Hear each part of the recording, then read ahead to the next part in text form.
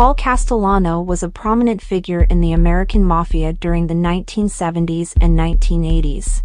Known for his intelligence, business acumen, and ability to maintain a low profile, Castellano's rise to power within the Gambino crime family was nothing short of extraordinary. Despite his eventual downfall, his story remains a fascinating account of the inner workings of organized crime. Early life and connection to the mob. Growing up in Brooklyn, Castellano came from a family with Gambino crime family ties. His father, Giuseppe Castellano, was a well-respected member of the Mafia, which exposed Paul to the underworld at a young age. As he matured, Castellano found himself drawn to the allure of the criminal lifestyle and began associating with local mobsters. Rise within the Gambino crime family. Castellano's ascension in the Gambino crime family began in the late 1960s when he caught the attention of Carlo Gambino, the family's boss. Impressed by his business skills and level-headedness, Gambino saw potential in Castellano and took him under his wing.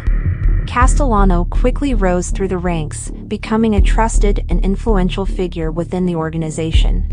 Business ventures and racketeering. One of Castellano's defining characteristics was his emphasis on legitimate business enterprises as a means to legitimize illicit activities. He founded the influential construction company, Sonda Concrete, which served as a front for money laundering and provided him with substantial wealth and power.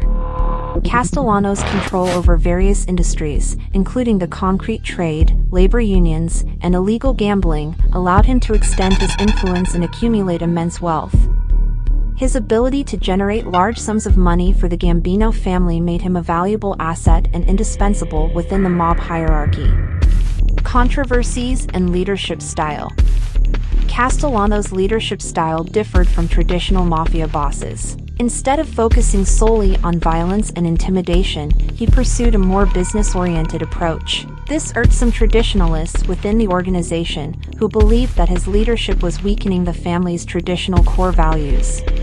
Furthermore, Castellano's decision to lay low and avoid the public eye drew criticism from both law enforcement and other mob figures who saw it as a sign of weakness. However, his low-profile approach allowed him to evade law enforcement scrutiny for a significant period. Death and legacy. Castellano's reign as the boss of the Gambino crime family came to an abrupt end on December 16, 1985. Bellotti drove Castellano to the prearranged early evening meeting at Sparks Steakhouse. A hit team, consisting of Salvatore Scala, Edward Lino, and John Carneglia, waited near the restaurant entrance. Positioned down the street were backup shooters Ruggiero, Dominic Pizzonia, and Tony Rampino. Gotti and Gravano observed the scene from a car across the street. As Castellano was exiting the car at the front of the restaurant at around 5:26 p.m., the gunman ran up and shot him several times. Allegedly, Carneglia delivered the fatal shot to Castellano's head.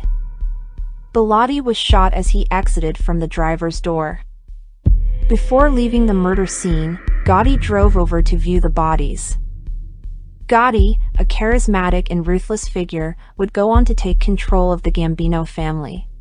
Despite his violent demise, Paul Castellano's story is an intriguing one, showcasing the complexity and intrigue of organized crime.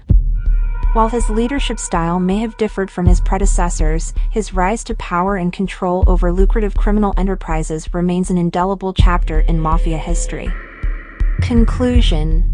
Paul Castellano's journey to the top of the Gambino crime family illustrates the multifaceted nature of organized crime. Through his shrewd business practices and calculated approach, he amassed wealth and power but ultimately met a tragic end. His story serves as a reminder of the allure and dangers that come with seeking power in the criminal underworld.